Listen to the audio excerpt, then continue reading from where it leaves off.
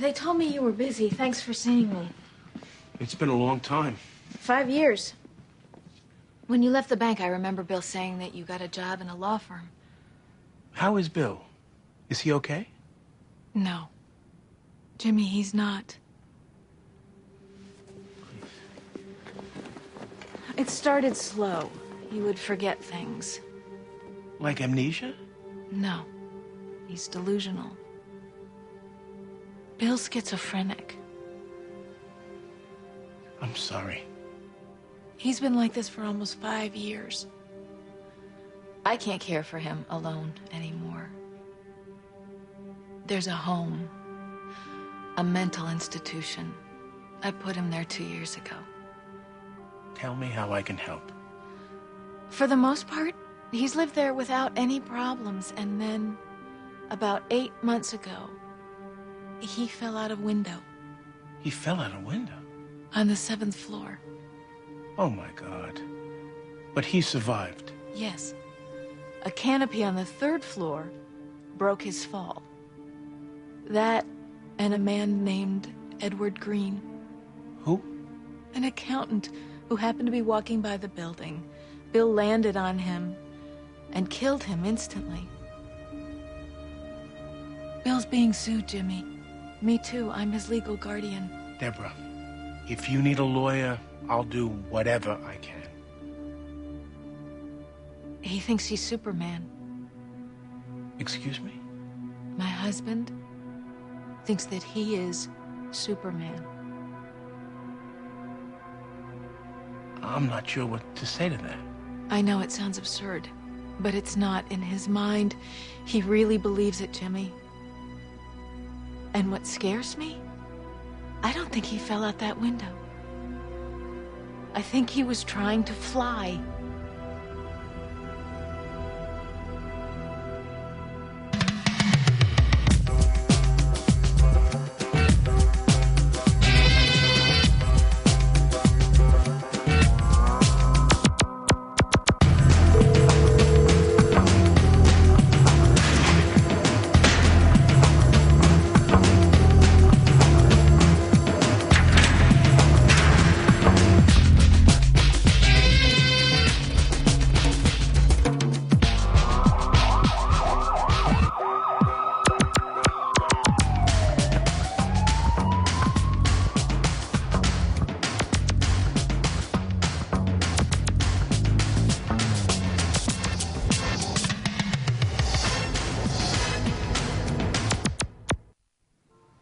I've got a hearing that day. So do I, and mine's in federal court. We're not making childcare decisions based on jurisdiction.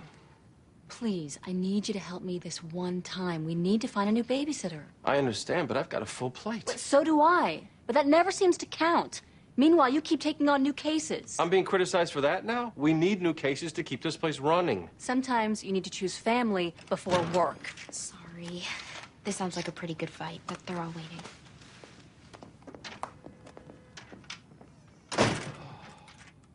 The Munces need our help. A lot of people need our help, Jimmy. But I know these people. Bill Muntz was my friend. So why are they just hiring you now? The hospital told them they'd work out a settlement with the victim's wife, but they couldn't make a deal. So it's going to trial. When? 2 days. You can't just jump into a complicated tort case on 2 days' notice. It's not complicated. Everybody agrees he's nuts. Everybody agrees he pancaked the guy. We're talking about priorities. Taking on new clients when you already have cases that need your attention. It won't take that long, I promise. Defending a wrongful death case means no contingency. These people got nobody else to turn to.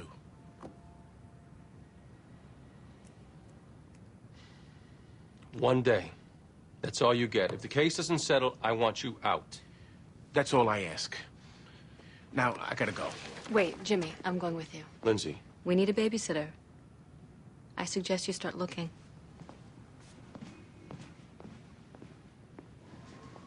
Bill's been deeply affected by this. He sees himself as Superman. Heroes don't kill innocent people. Did you tell him we were coming? Yes, of course. What should I call him? Bill or Superman? Normally, Bill. We do our best here not to indulge the delusion. When we do, it's only to keep him calm. Won't the medication help him with that? To some extent. But Bill's not responding to the current drugs. I wish I could say he's improving. But he's not. So the Bill Muntz I knew... He's almost completely gone, Mr. Baluti. But he's still there. He still has rare moments of lucidity. You need to understand. Bill Muntz is mentally ill.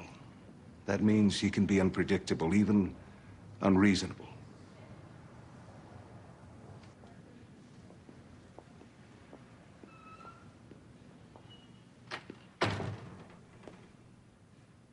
Jimmy! Bill!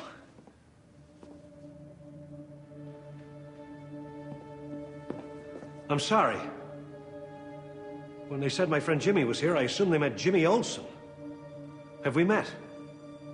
No, I don't think we have. I'm Jimmy Berluti. This is Lindsay Dole. We're your lawyers.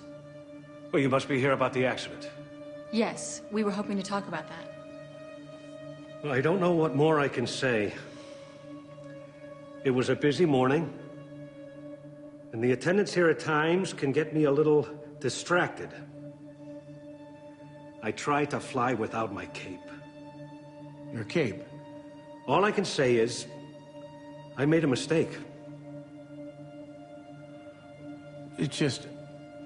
I didn't realize the cape was that important. Well, of course it's important. I can't fly without it. I understand. A man is dead. And it's my fault. Nothing I can do will ever change that. I'll have to live with that for the rest of my life.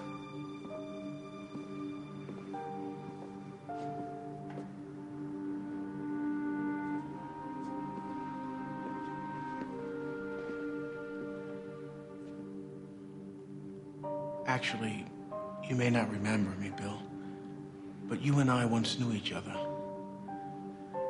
I didn't keep in touch. I'm sorry about that. But you and I, we were friends.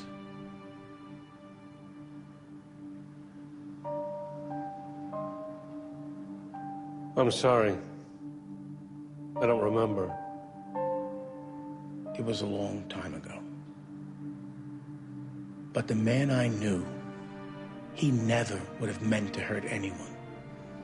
This was not your fault. Sometimes bad things happen, even to heroes.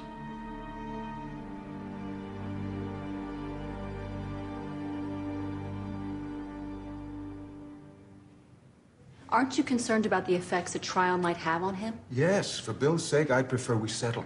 So why haven't you? We've done everything we could, but Mrs. Green and her lawyer are being totally unreasonable. The woman is entitled to something. Her husband was killed. Sure, but she's suing for $15 million. We offered her $1 million. She won't settle for less than $3 million. You don't have insurance? Of course we do, but we're worried our carrier will drop our coverage if we get hit for too much. If that happens, we're finished. Patients that we've treated for years will be thrown into state mental institutions, if there's room. Most will end up on the street. But if you lose a trial, the sky's the limit on damages. And let's face it, he jumped out of your window. You have to think you're going to lose. Only if the jury thinks we're to blame. Wait a minute. You're going to blame Bill? He's insane. You were responsible for him. We're not blaming Bill. Who then? Talk to his wife. His wife? Ultimately, we didn't push him out that window. She did. What are you talking about? On the day Bill fell, his wife came to visit, to tell Bill she was filing for divorce. Your client wasn't trying to fly, Mr. Baluti. He was trying to kill himself.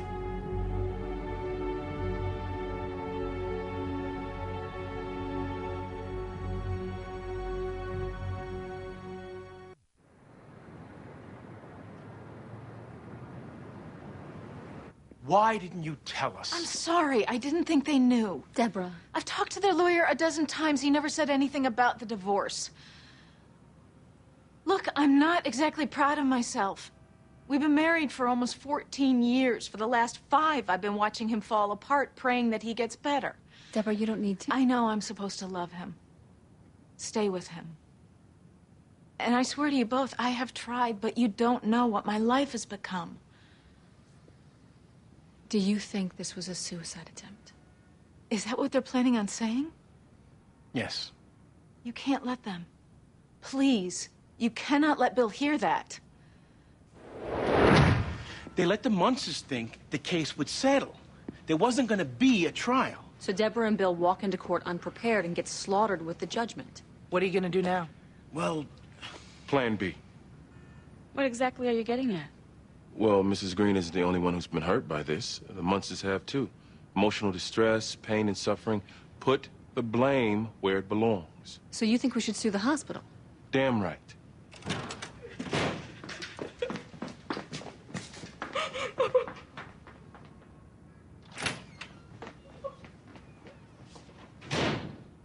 Lucy, call the agency. I need to meet with more babysitters.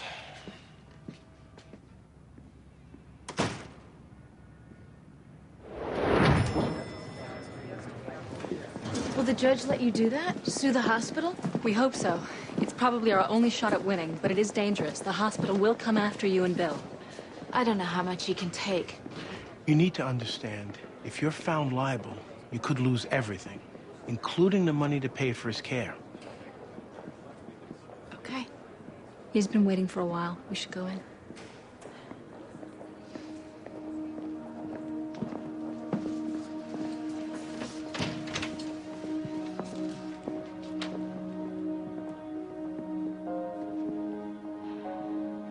Hello, Bill. Hello, Lois.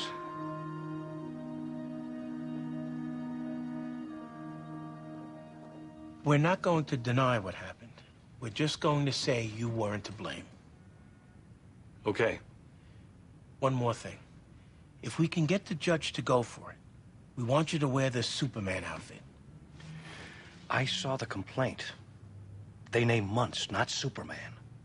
Muntz is the one on trial. Bill, they already know you're Superman. Do they? I'm not really sure. Believe me, they definitely know. And having the jury see who you are, it could help explain to them how this happened. Really? How? Superman is an icon.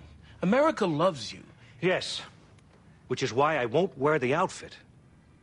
Superman is a role model. He shouldn't be seen on trial. As a matter of fact, now that they know Muntz is Superman, I'm gonna need your help to change my name.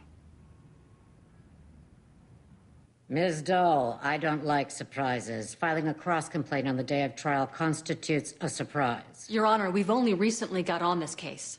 Mr. Klein, what does the plaintiff have to say about this? Let them point fingers at each other, so long as my client gets what she's entitled to. What we don't want is a continuance. We need time for discovery. You've had time. They have had access to our clients from the moment this happened. Your Honor, if the Muntzes lose, they can always come after us later. That means 2 trials with the same witnesses and the same testimony. We don't need to try this twice. Since the plaintiff does not object, and the hospital did have ample discovery, I'll allow the cross-complaint. We'll begin in an hour.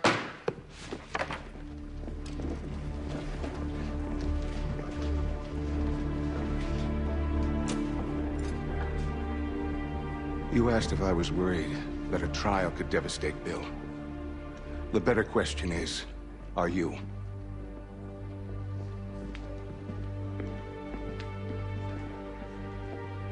You need to understand. Dr. Gorman is a compassionate man who gets paid to care about Bill's condition. I'm not.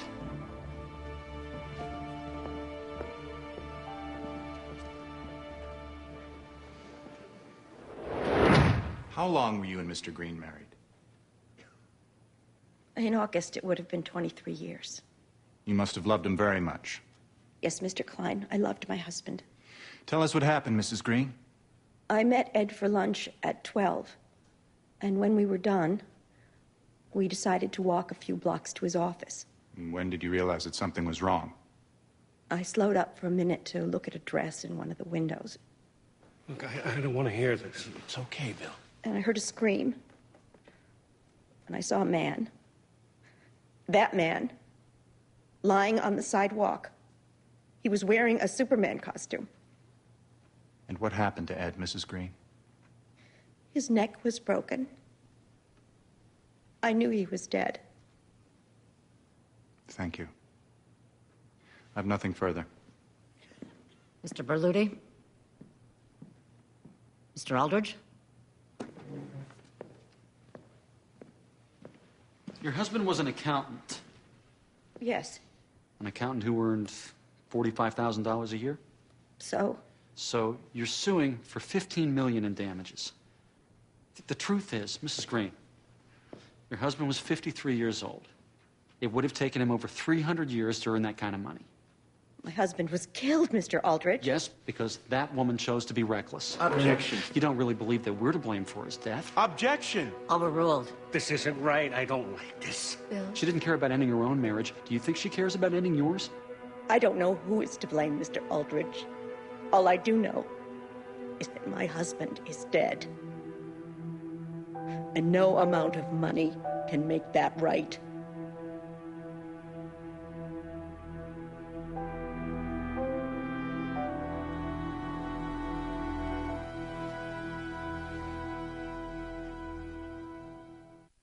Bill's never tried to fly before. He never discussed the ability to fly. Flying is just not part of his pathology. Did Mr. Muntz appear suicidal before that day? No. If he had, we would have lodged him on a more secure floor.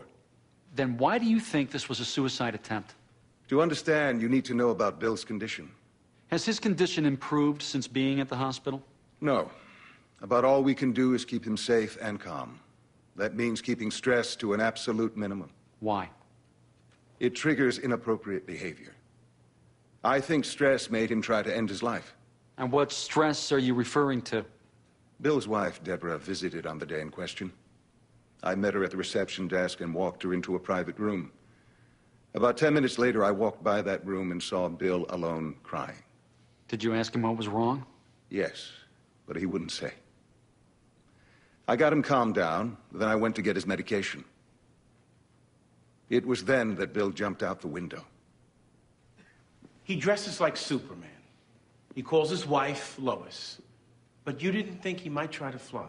What happened had nothing to do with his assumption of Superman's identity. So he's lying when he said he tried to fly? At some level, I'm sure he believes it. But that's just the defense mechanism. Bill Muntz heard his wife say she was leaving him. Bill Muntz tried to kill himself, not Superman. And you being the doctor, you must know exactly what reality he's in at any given moment. I know he's ill. He needs a safe place, which we provided him until his wife destroyed it. Move to strike. Non-responsive. Sustained. The jury will disregard. As director of the hospital, you treat patients and make staffing decisions. Yes. Doctor, isn't it a fact that last year your hospital was bought by a parent company? Yes, but... And less than 3 months after you were bought, you reduced your staff by almost 30%. The company chose to streamline our costs. The reduction hasn't proven a danger to anyone. Tell Ed Green that. Objection! Withdrawn. There were no bars on the windows, were they, Doctor? No. Because bars cost money. They also intimidate and frighten the patients. Well, that's worse than letting them fall out a window? I told you before that day he wasn't suicidal. Did you ask Mrs. Muntz why she was there that day? Well, no. If you were so concerned about Mr. Muntz's fragile psyche, why didn't you ask her why she was there? Because I thought Mrs. Muntz cared about her husband's mental health. It never occurred to me that she would behave so recklessly.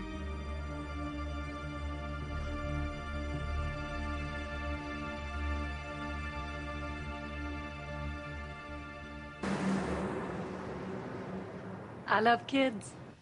I have 6 of my own. 6? They're older than you. Are you two planning to have more? Oh, no, we're not. Ever been accused of misconduct with a child? No, of course not. Have you ever been arrested? Bobby. No. Any problems with drugs or alcohol? Oh, wait just a minute. The agency told me you were nice people. Sorry, this is new for me. Before I hire someone to take care of my son, I like to be sure about them. Well, I understand. I do have excellent references. I see only 2 families listed. I was with those people for over 10 years without a problem. What about an AIDS test? What? An AIDS test? No, I have not had an AIDS test. Exactly how old are you? I tell you what, I am old enough to know I don't need this. Good luck staying married to this pig.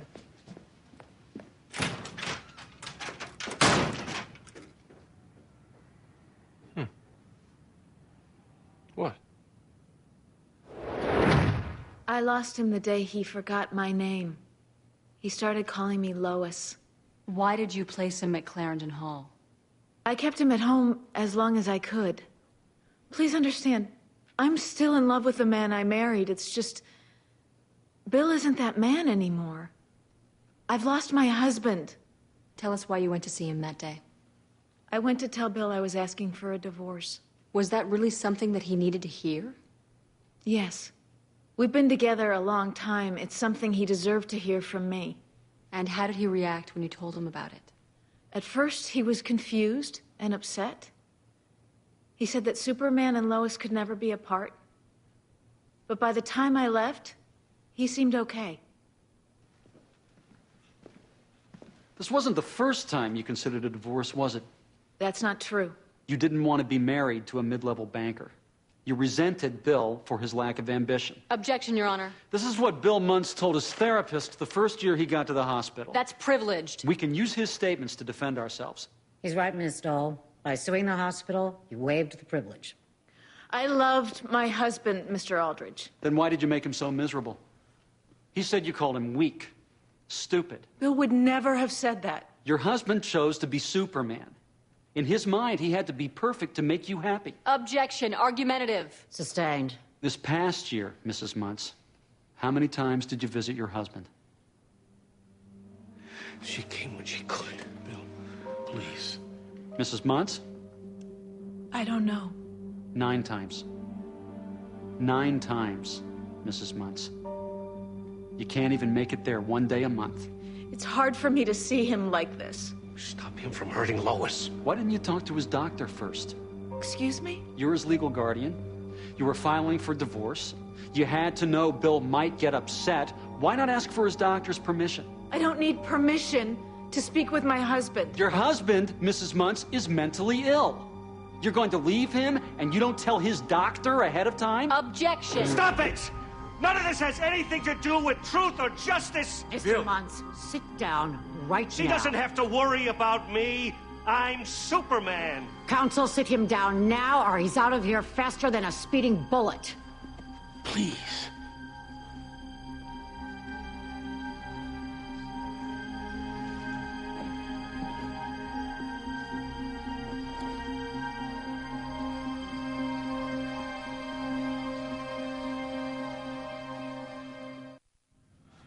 I will testify. We can talk about that, but you need to sit down. Attacking Lois like that, we can't let them get away with it.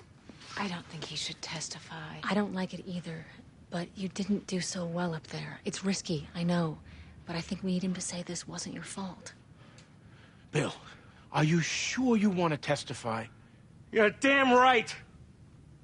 Those sons of bitches!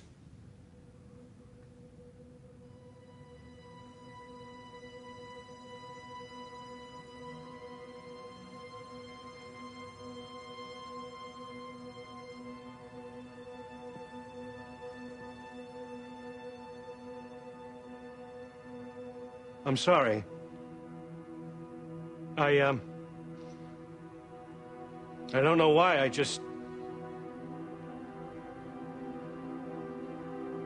I'm going to protect Lois. I'm going to testify. He can't testify. He's crazy. He's a named defendant. He has to be allowed to take the stand. Not if he's incompetent. They say his wife caused him to jump. He's got the right to explain that she didn't. He has no sense of reality, of the truth. He can explain what was going through his mind. That's completely relevant to the question of liability.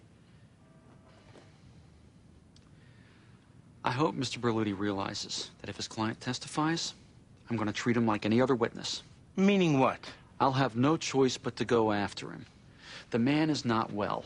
You've made him watch everyone he's trusted turn on him. His wife, his doctor. What are you trying to do? Totally destroy him? Is he threatening my witness? No, he's warning you. And so am I. Are you sure you want to do this, Mr. Berluti? Look, if we lose, if the jury hits the Munces with real damages, they won't be able to afford private care. Bill will spend the rest of his life in a state institution and feel responsible for bankrupting his wife. We can't let that happen. I'll let him testify, Mr. Berluti. But I hope you know what you're doing. Flying isn't something I just do.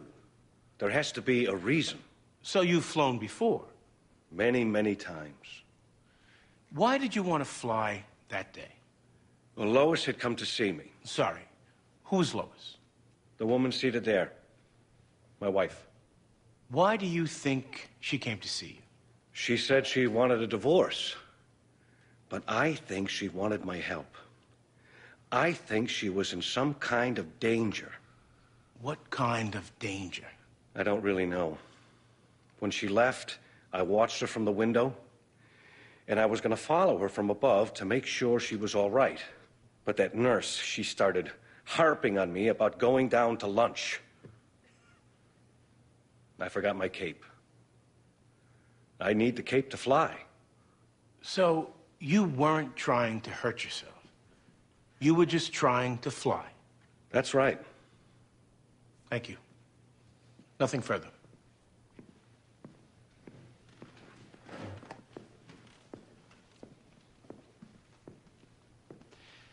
Mr. Muntz, you love your wife. Very much. So when she told you she was leaving you, that was devastating, wasn't it? No. Weren't you crying? At first, maybe. And then I calmed down.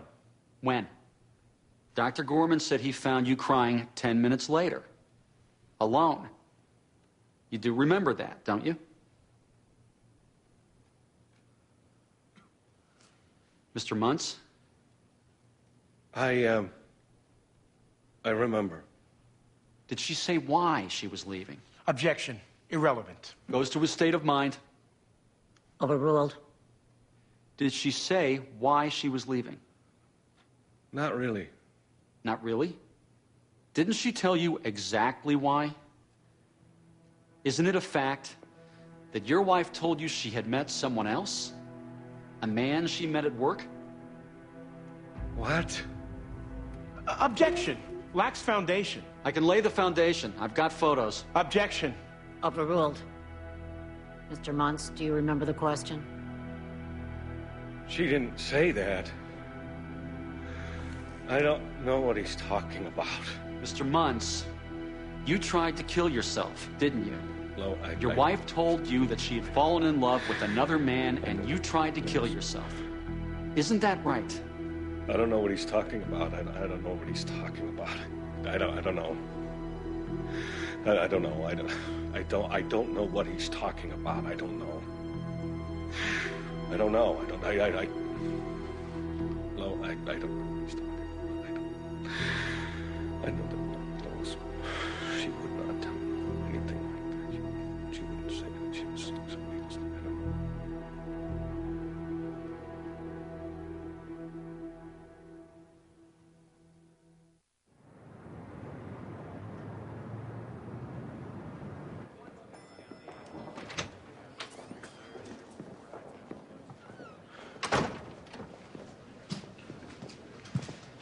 How is he?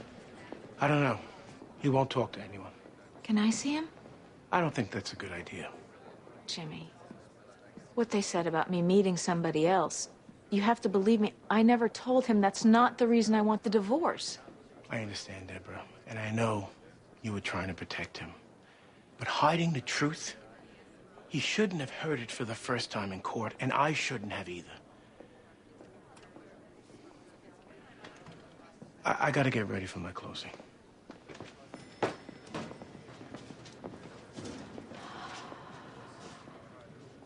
I'm sorry. Jimmy gets nervous before his closings. No, he's right.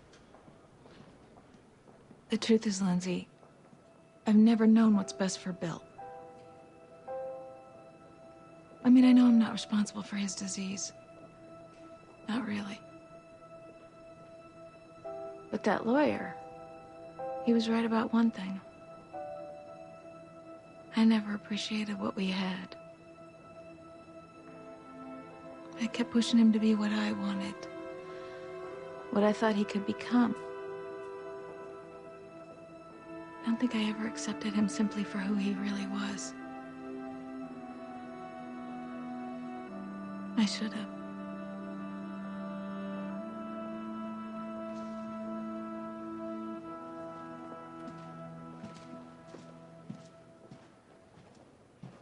In the law, we have a doctrine called res ipsa loquitur.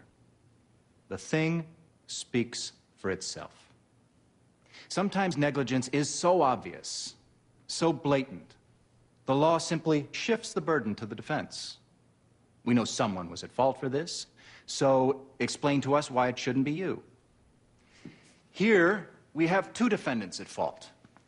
A wife who drove her husband to attempt suicide, and an institution that failed to control its patient. Who's more to blame? That's your decision. But there was negligence here.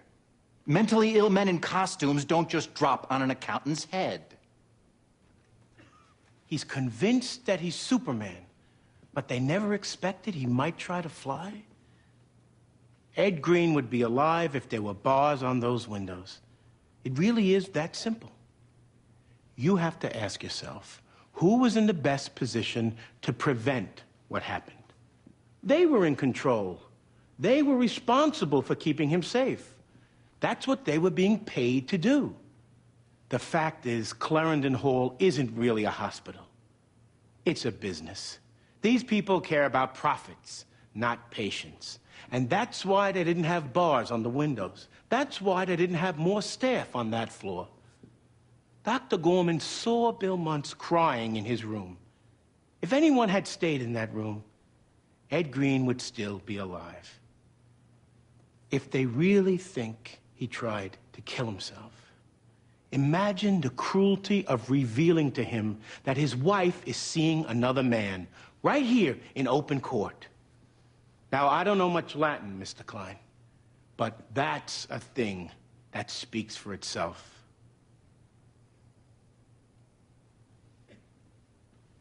When Deborah Muntz told her husband she was leaving him, it was reckless cruelty. She drove him out that window. Had she told Dr. Gorman, and she had the chance, he would have protected Bill. She didn't do it. That's the negligence that cost Ed Green his life. Our hospital has taken good care of Bill Muntz.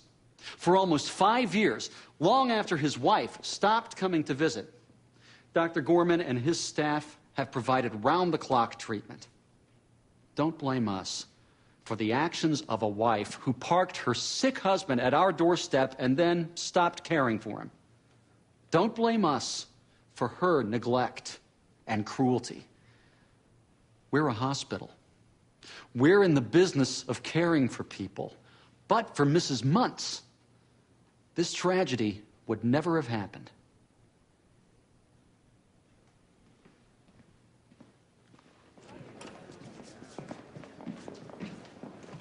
Bobby, what are you doing here? Is it over? Jimmy's with the Muntzes. We're still waiting for a verdict. What do you think?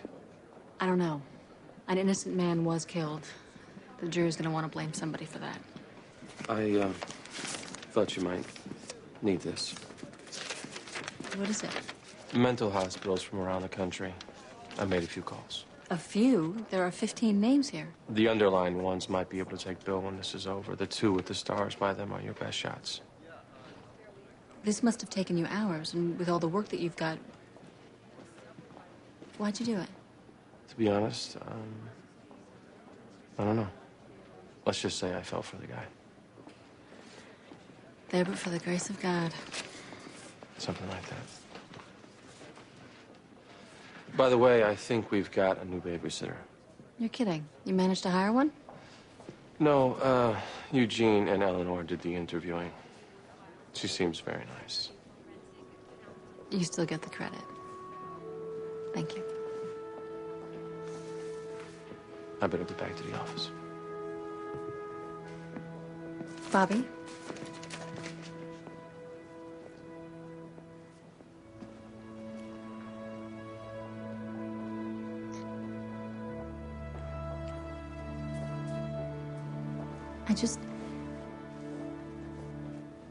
What? I'll see you later.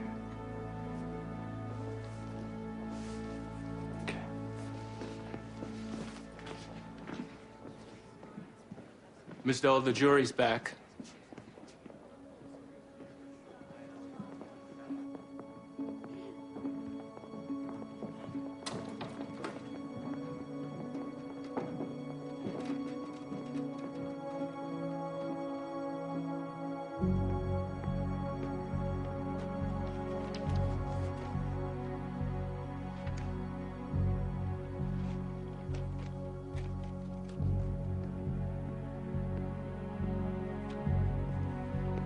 Madam Foreperson, the jury has reached a verdict. We have, Your Honor. What say you? On question 1, do we find the defendant, William Muntz, negligent? We, the jury, answer no. On question 2, do we find the defendant, Deborah Muntz, negligent? We, the jury, answer yes. Quiet. I said quiet. Madam Foreperson, do you have a verdict on question 3? Yes, Your Honor. Question 3, do we find the defendant, Clarendon Hall, negligent? We, the jury, answer yes. We further order that Clarendon Hall pay damages to the plaintiff in the amount of $3 million and that Deborah Muntz pay damages to the plaintiff in the amount of $1. Excuse me, we're not done. Question 4, as to the cross complaint, we find for the complainants and order the hospital to pay Bill and Deborah Muntz actual damages of $1 and to pay Bill Muntz punitive damages in the amount of $1 million. Your Honor, we move for judgment notwithstanding the verdict and ask that the damage award be set aside. Motion denied. Members of the jury, this completes your service. You're dismissed with my thanks. This court is adjourned. You did it, Jimmy. Thank you so much. We'll appeal until this judgment. Somebody get a doctor!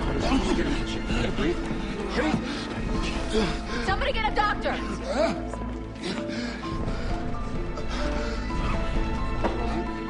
What is it? Can you breathe?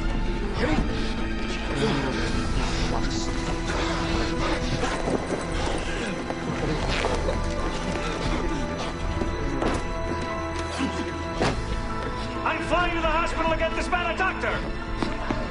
No, wait! No!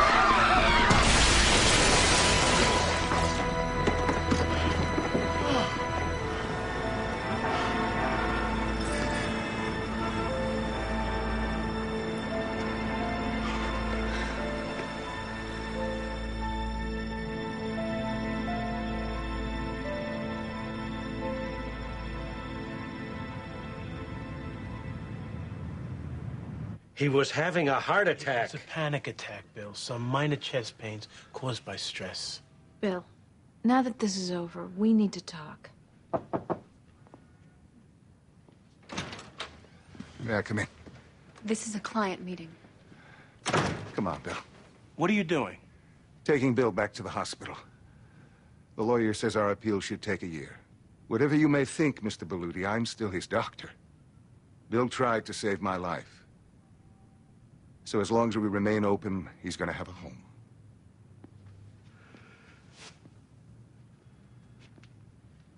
You don't have to go with him, Bill. There are other hospitals that might take you in.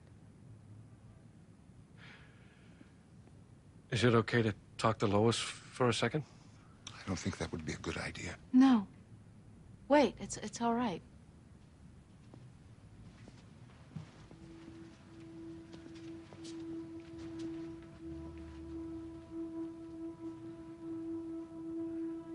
I want to come home. I know. But you can't.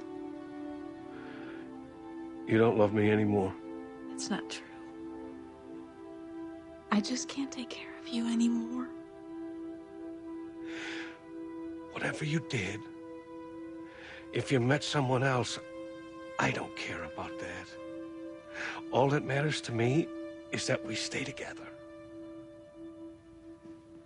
I can't do this again. I'm sorry.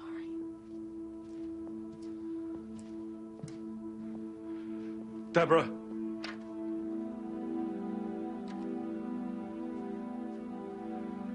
I'll use whatever name you want. Bill. Listen to me. I won't be Superman anymore. I promise, I can do it. You can't. The world needs Superman. Especially now. And no matter how much I might want to, I can't ask you to stop being who you really are. I love you. I love you too.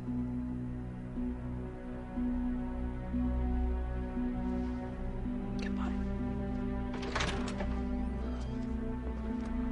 Well, I want to go home.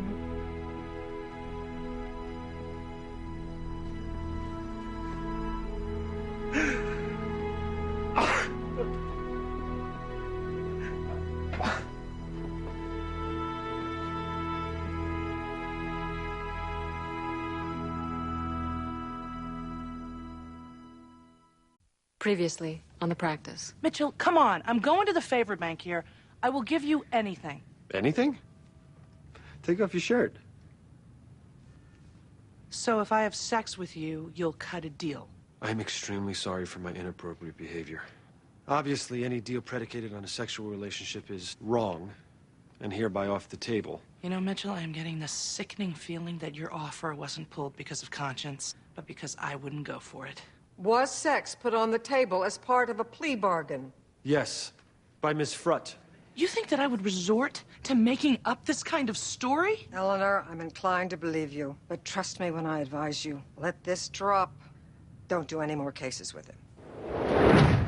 We want you to offer Judge Fleming a bribe. Which brings you to me, is that right? You'd like to make a deal, too? If possible, Your Honor, yes. $10,000. Judge Charles Fleming? What's going on? You're under arrest for accepting bribes. I have done nothing illicit. What I did do was expedite cases that came before me. If I benefited from such, well then, so be it. You have cast out the dirty judge. Justice is restored.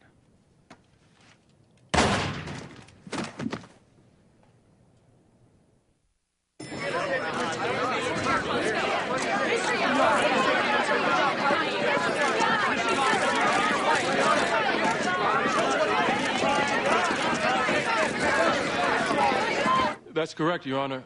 We are seeking an immediate modification of the court's previously issued conditions of release. Yes, just a moment. $50,000 bail. A stay-away order forbidding contact with the wife or child, and the suspension of any rights to make health and welfare decisions regarding that child. Those rights shall reside with the mother. This all seems equitable given the seriousness of the crime with which your client has been charged. I'd ask you to consider the nightmare in which my client finds himself. Your Honor, Mr. Goss created that nightmare by putting his daughter in a coma. Mr. Goss is innocent. He has been Baby M's primary caregiver while his wife worked, and now his child is sick. But under this court order, he is neither permitted to see his child nor to make critical medical decisions that could determine whether she lives or dies. Then you do understand my decision. The fact remains, my client's rights as a parent should not be denied simply because he's been charged with a crime. We're going in circles here. This father is requesting that every effort be made to save the life of his child. He knows if his child dies, he will be facing this jury on murder charges. This is about baby M. Where is your compassion? I have no compassion for a man who beats an innocent child. All right, that's enough. Till Mr. Goss is cleared of the charges made against him, I have no intention of endangering anyone. The court's conditions for release, including those involving your client, to keep him away from seeing his wife and child, stand. And if Mr. Goss refuses to abide by those conditions, I'll throw him in jail. Now, if there's nothing else.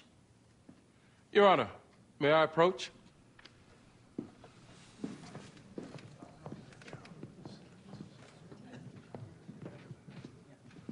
For the record, I'd respectfully point out that you and the late Judge Fleming were close friends. I'd also make it clear that my partner, Bobby Donald, was recruited by the U.S. Attorney's Office, and the fact that Judge Fleming took his own life after his wrongdoings were uncovered. What are you implying? The court's duty is to set reasonable bail. And perhaps you have undue prejudice towards my client, since you may wrongly assume that Mr. Donald was somehow responsible for Judge Fleming's death. I move that you recuse yourself. Mr. Young, I lost a dear friend, and for that I'm saddened. But hear me now. Don't you ever walk into my courtroom and insult my integrity. Otherwise, I'll find you in contempt so fast your teeth will spin. Your motion is denied. We're adjourned until tomorrow, when this trial will begin.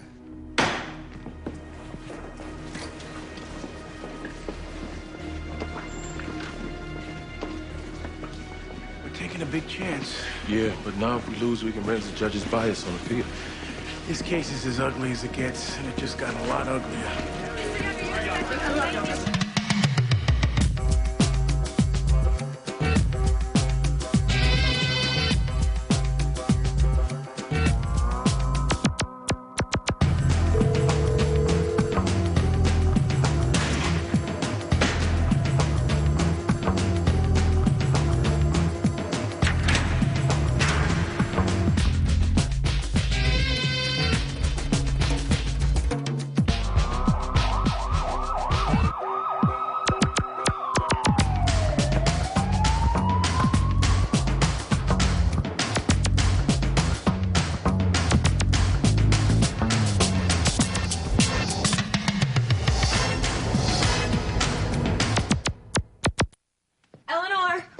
Wait.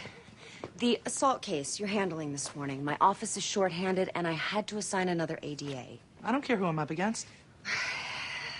It's Mitchell Wheeler. Helen? Do I have to remind you he offered my client a reduced sentence in exchange for a look at my breasts? I know, and Judge Kittleson said the two of you shouldn't be trying cases together, but I don't have a choice. Well, obviously, I don't have a choice. Eleanor, I promise, if he so much as makes one single inappropriate remark or looks at you in any way that resembles sexual harassment, I will severely reprimand him. Yeah, well, I'm sure he'd like that if a spanking was part of the bargain.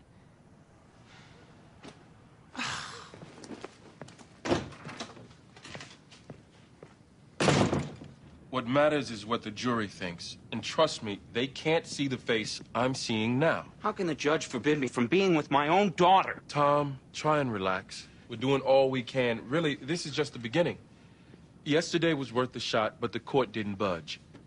If your wife decides to disconnect Mary Beth's life support before the verdict, you have to accept... Kelly won't disconnect life support. I received the prosecution's witness list.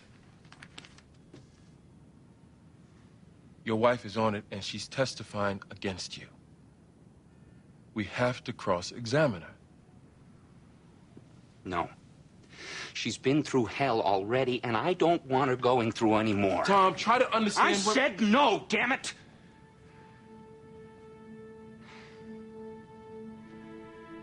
You and I don't know what your wife will say when she gets up there. And right now, you're the one on trial. The only other person who could have put your baby in the hospital is Kelly. It's either you or her. I need to go for a walk. Listen, Tom... Get out of my way!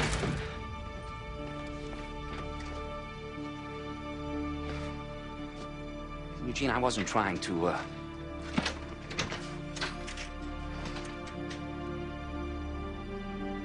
Go for that walk. And I don't want to see you till you've calmed down.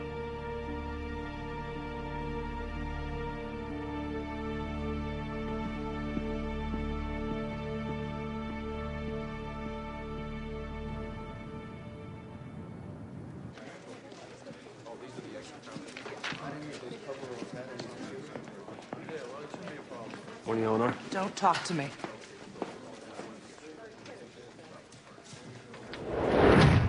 And, Ms. Kim, what do you do in the cosmetics department? What's your job? I offer samples of perfume How do you offer those samples? with just a small spray. That's not how she doused me. Miss McIntosh. Perhaps you can demonstrate.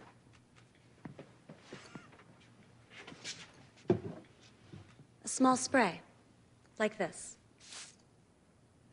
Ms. Kim, when you offered the defendant a sample, what happened? She became angry. She told me to back off, then she knocked the bottle from my hand. It crashed to the floor and glass went everywhere. I needed 4 stitches on my ankle. Would you indicate just who threatened you? There. Thank you, Ms. Kim. Nothing further, Your Honor. Miss Kim, would you please step down? Your Honor, with your permission, I'd also ask that my client come forward as well. Perhaps by reenacting what happened, the jury would get a better sense of what went on that day. Your Honor, the defendant hasn't even testified yet. This is going to confuse the jury. I'm only asking that the court extend the same courtesy to my client insofar as a demonstration goes. Get at it, Miss Frett. Miss Kim, if you will. Your testimony was that my client approached, and for no apparent reason, she became belligerent.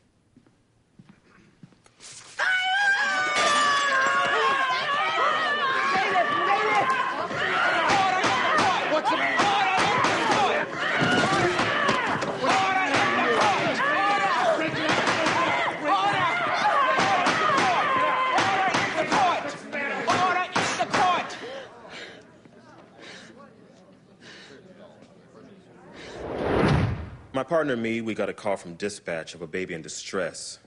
When we arrived at the defendant's apartment, we rang the bell and we knocked on the door. Did the defendant respond? Yes, he said he wasn't able to wake his baby from her nap. In fact, he wasn't even sure she was alive. How would you describe Mr. Goss's demeanor at the time? Well, he didn't seem upset like you'd normally expect. Objection. Sustained. Just tell us how the defendant appeared. He was quiet, kind of detached. All right, what did you do next? Well, we were directed to the bedroom where we found the infant lying face up in her crib. She wasn't breathing and she appeared cyanotic. She was bluish, meaning she'd been without oxygen for some time. Her heart was beating. My partner found a very weak pulse while I was bagging. I was helping her to breathe. During all this time, was there anyone else in the apartment? No, just Mr. Goss. Tom Goss called 911, correct? Yes. So then obviously he cared about his daughter. Objection, speculation. Overruled. It didn't seem that he cared. Are you telling me that in all the time you've been an EMT, you've never witnessed anyone react the way Mr. Goss reacted? If my baby had stopped breathing out... But this wasn't your baby. Isn't it possible, believing his daughter was dead, that my client was in shock? Okay, sure, but I was... Were there any signs of bruising? I didn't notice any. Any signs of abuse whatsoever? Look, this was an emergency response. I was there to save a life. It would have been impossible for me to notice everything. That's exactly my point. Nothing further. Prosecution calls Dr. Daniel Taylor, a pediatric care specialist at Boston General. I've been at Boston General 22 years, chief of pediatrics for 12. Were you involved in Baby M's care? From the beginning. She was born 6 weeks premature. Did she suffer any complications as a result of her premature birth? Well, her cardiovascular, respiratory, and even neurological systems were all underdeveloped.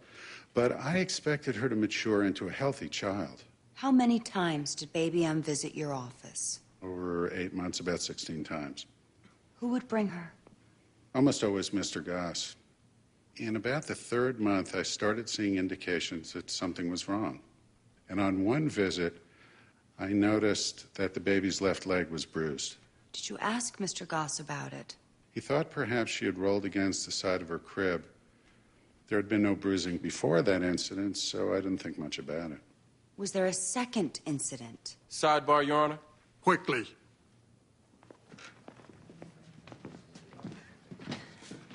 We've been over this pre-trial. She can't bring up the prior bruises.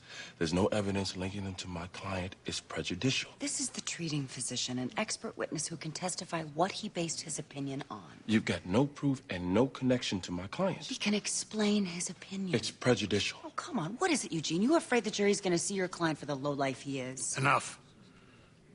I'm going to give the jury a limiting instruction and permit this line of questioning for a while, Miss Gamble. But you're on a short leash. That's crap, and you know it. Better check your emotions, counselor. Whatever your personal animus might be towards me, you're not acting in the best interest of your client. I suggest that you get a grip before you jeopardize him even further. Let me help you. Take a recess.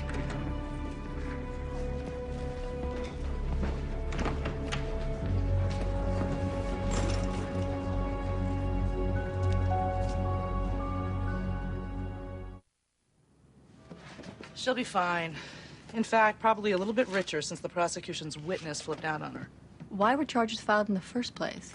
Because the woman is off her nut and Mitchell Wheeler is a horse's ass.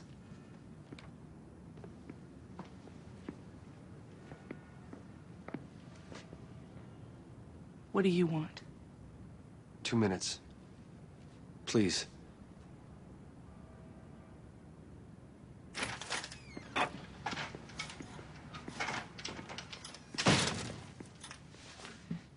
You've got 1 minute.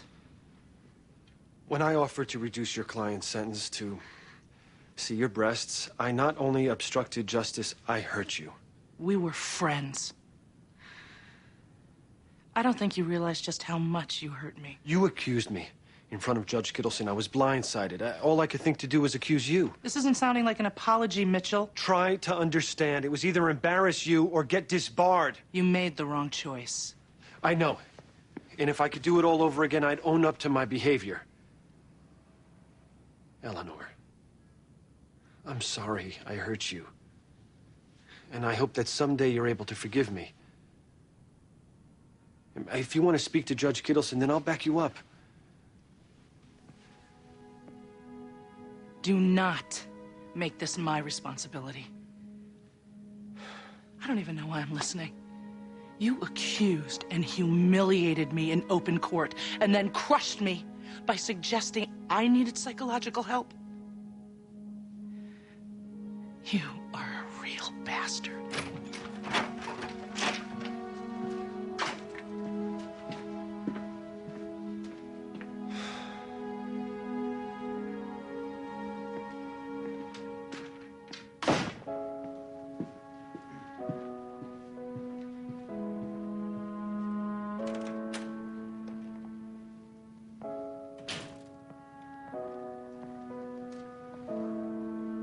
I don't want you asking me if I'm okay. All right. So, Doctor, it was your phone call to social services that resulted in the defendant's arrest. Yes, there was a second incident. This time there was a more pronounced set of bruises. What did the defendant say? He made no explanation, and that concerned me. I made a notation in the file and said I wanted to see Baby M after 1 week instead of the usual 2. Unfortunately, that appointment was never kept. Please tell the jury why. Baby M was rushed to the hospital before that day arrived. When I was notified, I went immediately to the emergency room myself. You can imagine what I felt when I saw that this child had nearly been murdered. Objection. Move to strike. Sustained. The jury will disregard. Just tell us what you observed.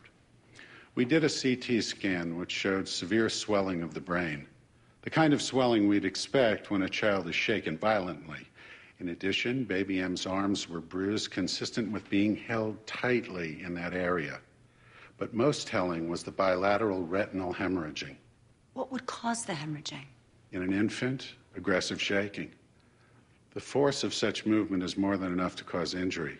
It's my medical opinion that baby M was shaken almost to death. Is there any way to determine when the incident occurred? Not with precision, but based on my experience, it's my opinion that this occurred no more than 12 hours prior to baby M's arrival at the hospital. Did you mention that to Mr. Goss? Yes. He said it was impossible that the baby hadn't been out of his sight all day. Dr. Taylor, isn't it possible that this child's injuries occurred a full 72 hours prior to her arrival at the hospital? That's extremely unlikely. The question is whether it's possible. Shaken baby syndrome can manifest itself up to 3 full days after the baby's been shaken, correct? That's very rare. But you don't have any idea who handled that baby in the 3 days before the crisis, do you? No, I don't. You claim you saw bruising on the child's leg, and even more pronounced bruises on the next several visits. Yes, and as I'm sure you know, you can find those noted in her chart. If you'd become so concerned, why didn't you notify social services prior to the date of the emergency? I wish to God I had. But at the time, I couldn't be sure of abuse. Yes, but you aren't any more sure now than you were then. Those bruises were consistent with abuse, Mr. Young.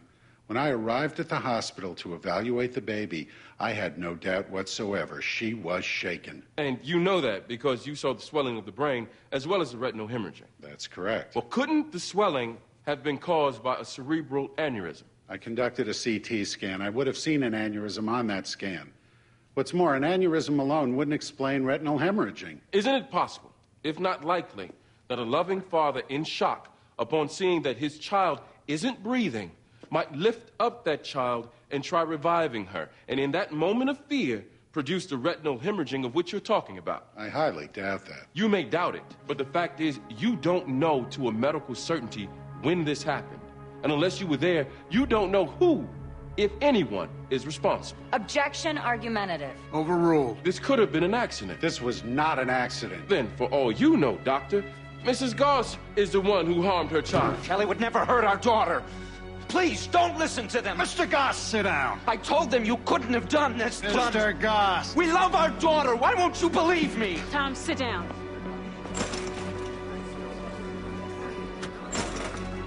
Sit down.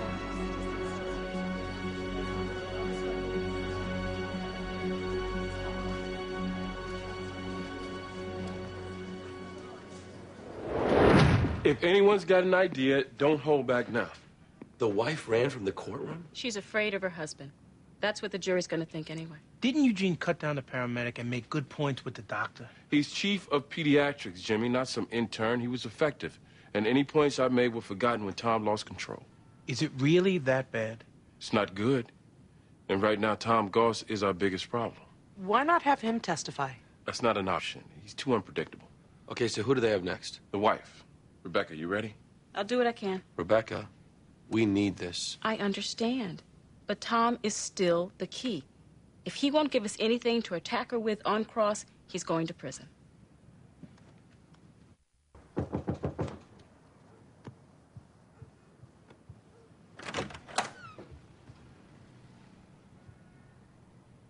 Are you stalking me now?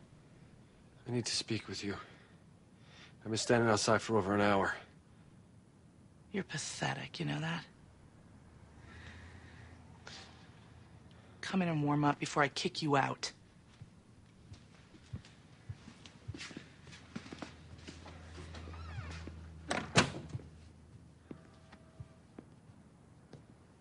The cops did a more thorough background check. Seems Catherine Kim's been involved in 2 similar incidents prior to this one. I've advised my client to sue. What you said this afternoon. I want you to know I heard you. But I also want you to know, immediately after what happened in Kittleson's courtroom, I started to take stock of myself. My divorce is final in 3 weeks. This is my last case with the DA's office. I quit today. If I was capable of propositioning you in exchange for a lighter sentence, I mean, if I was able to betray our close friendship like that, then I needed to examine my life. Eleanor. I am so sorry.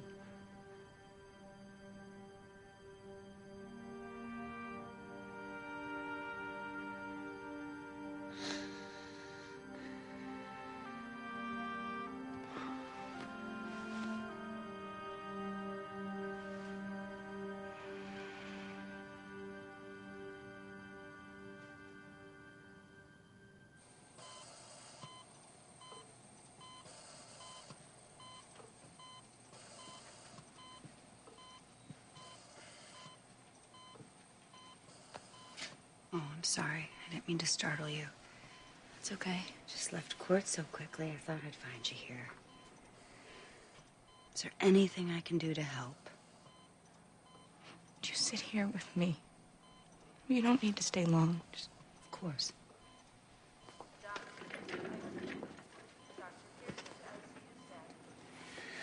I keep hearing Dr. Taylor about how Mary Beth will probably never walk or talk. Is that a life? God, maybe things would have been different if I had just...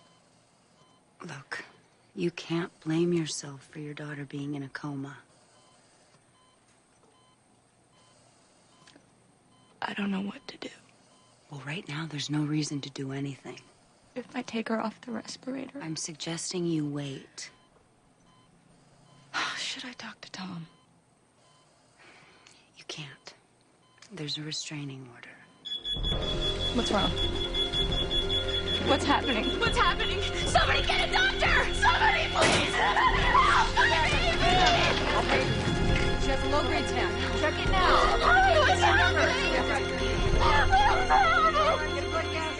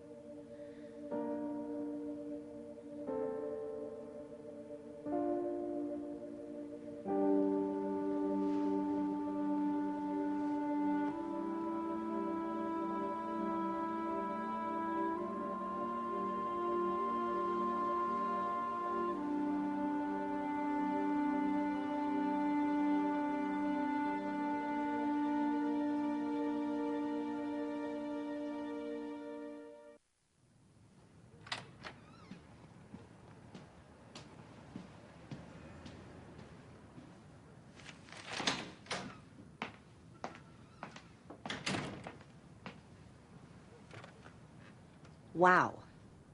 The most bizarre thing just happened. I thought I saw Mitchell Wheeler running out of here half-dressed. That was Mitchell, and I know what you're gonna say. I don't know what I'm gonna say. I know. It seems crazy. I was in love with Mitchell all through college. We were really close. You know, we studied together, we slept on each other's couches. He flirted with me all the time. But he never...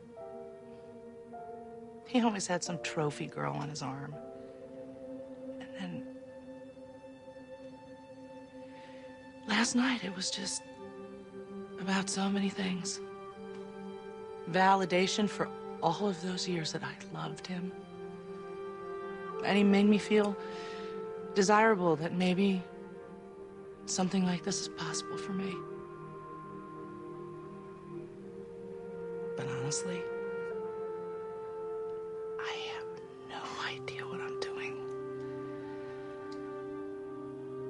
If it's what you wanted, I'm happy for you.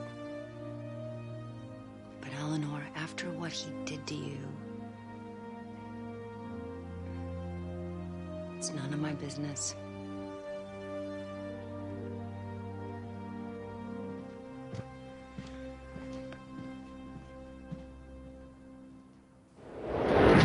Your wife was right there with her. Mary Beth, she's all right. She's fine. It was a small seizure.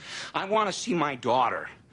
The judge can't do this. It isn't fair to Mary Beth or Kelly. I need to testify.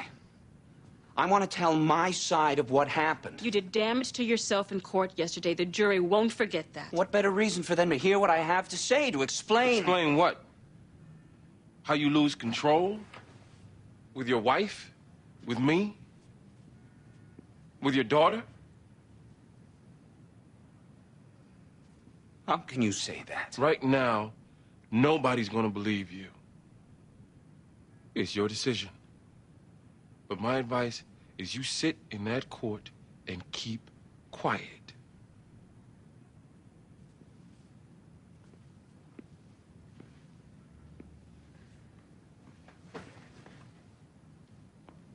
The DA is putting your wife on the stand today. Tom, I have to cross-examine her. No. You want to cross-examine Kelly and suggest that the mother of my child is responsible for what happened.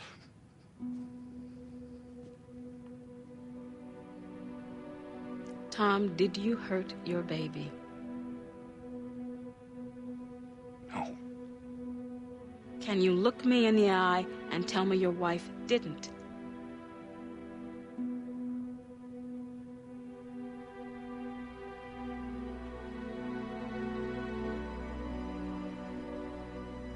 Then you owe it to your child to allow us to try and find out the truth.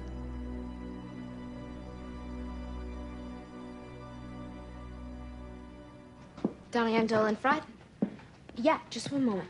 It's the doctor from Boston General returning your call. Oh, great. Hello. Hi. Thanks for calling me back. Yeah, he's sitting right here. Oh, good. Great. What were you able to find out? Uh-huh. Hey, Zoe. Your nanny canceled too? Yeah, 5-car accidents got the Fitzgerald backed up to Brookline. I told her not to bother. Where are you going, half day? Half-day seminar, we're in crisis center. Well, who's going to answer the phone? I told you about this a week ago. Honey, will you take the baby? I'll try not to be too long. Eleanor, we're going to Boston General. Wait, is something wrong? Nothing. I need your bad cop for my good cop. Why am I always the bad cop? I'll explain on the way. Here. No, wait. Your wife has asked me to help. He needs a diaper, okay? Hey, and if she's hungry, there's snacks in the bag.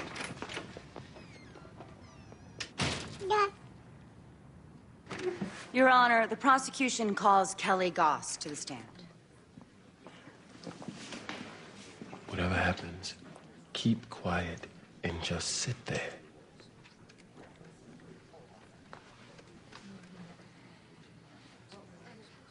The baby was crying. A lot. She wouldn't sleep for more than an hour at a time. And with the visits to Dr. Taylor's, the bills, Tom and I were falling apart. How did Tom adjust to his new life? Not well. After losing his job, he always seemed to be on edge. He has a short temper anyway. Objection. Sustained. Did you ever see your husband hit the baby or hurt her physically in any way? No. But he yelled at her sometimes. I already said she was crying all the time. And during this time, how were you and your husband getting along? We loved each other. But we had these fights. And once Tom was so upset, he said he felt trapped and he wished that we'd never even had the baby. I don't think he meant it, but he said it, and it scared me. What was your daughter's condition the night before she was taken to the emergency room? Well, she was crying almost constantly. We were up most of the night. Finally, about 4 in the morning, she quieted down, and I didn't see her before I went to work the next day. When was the next time you saw her? That night at the hospital.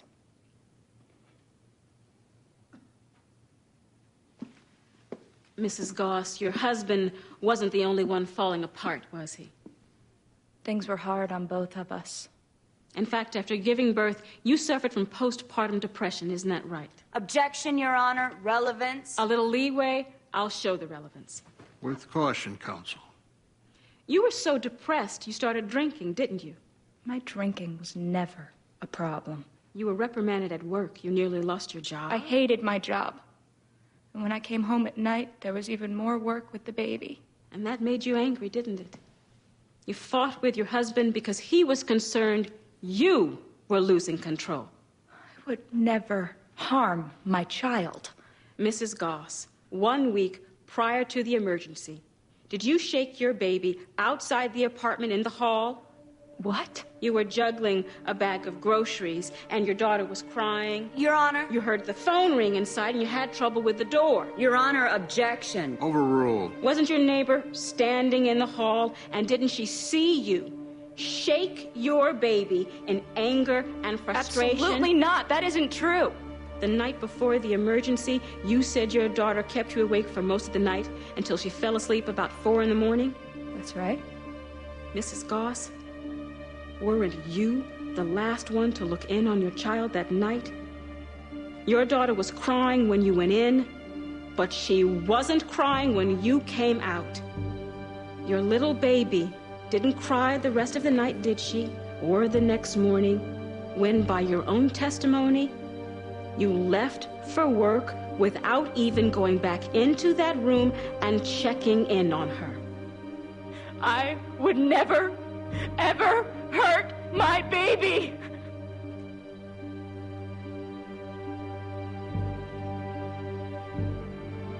I have nothing further.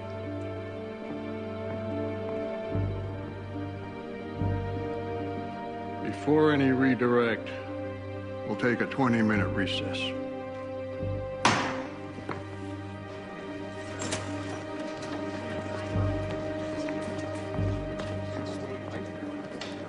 Eugene, are you still crossing Mrs. Goss? Just finished. Well, you'll need to recall a witness.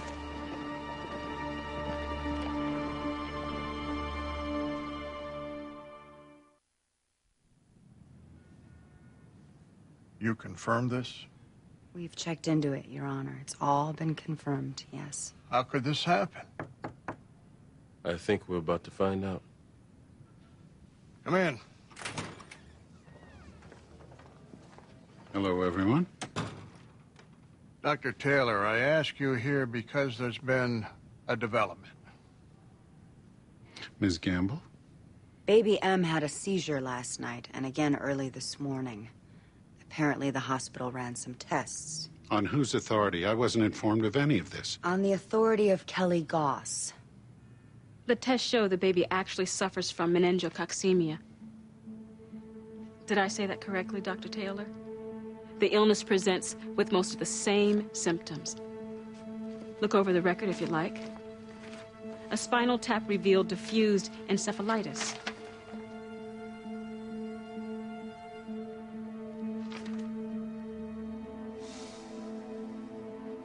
You can't blame me for this. Based on the parents and the child's history and the symptoms that I saw, my diagnosis is completely justifiable. You blew it. What gives you the right to tell me that If you'd caught this early, a simple course of antibiotics would have been enough. But you didn't catch it because you didn't look, and you didn't look because you'd seen enough. As far as you were concerned, the parents were not only suspect, the father was guilty, and as a result, you almost killed their child.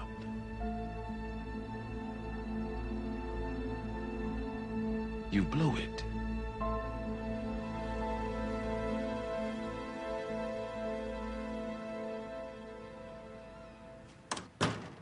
You don't waste time. Hey.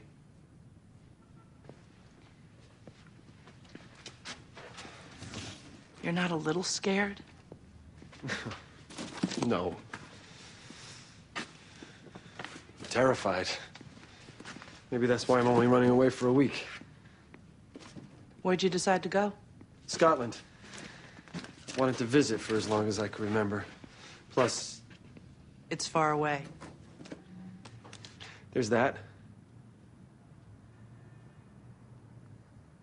Do you regret last night? No. Come with me. Come with me?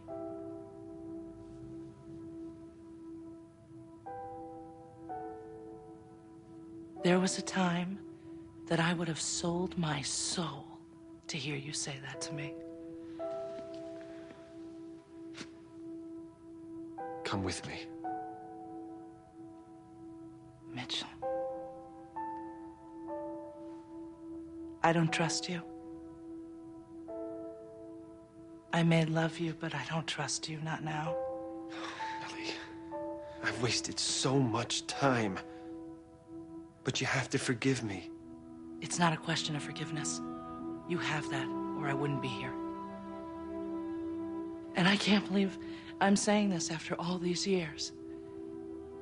But I am not willing to risk myself or my daughter for something I have never been able to trust in the past.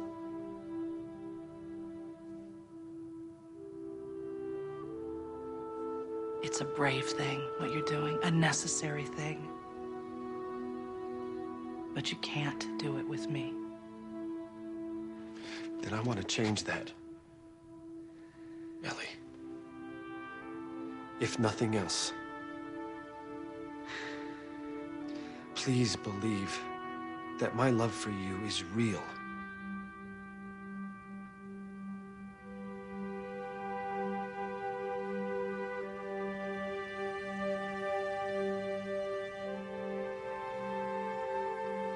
I hope you find what you're looking for.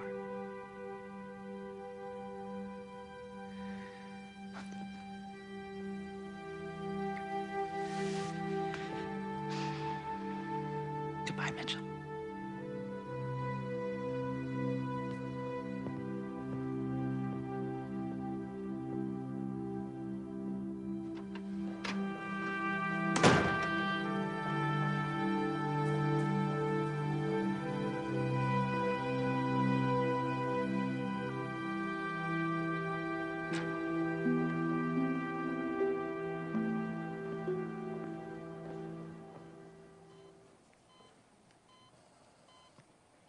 Six years ago, I took my grandmother off life support.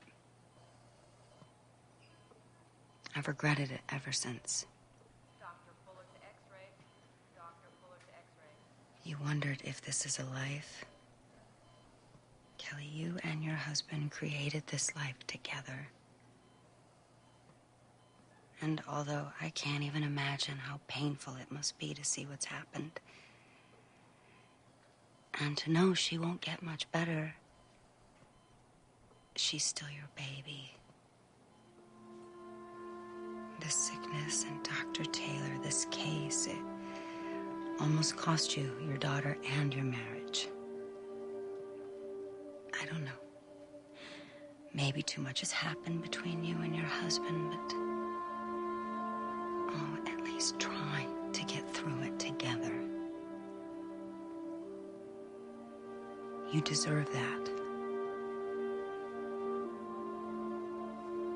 So does Mary Beth.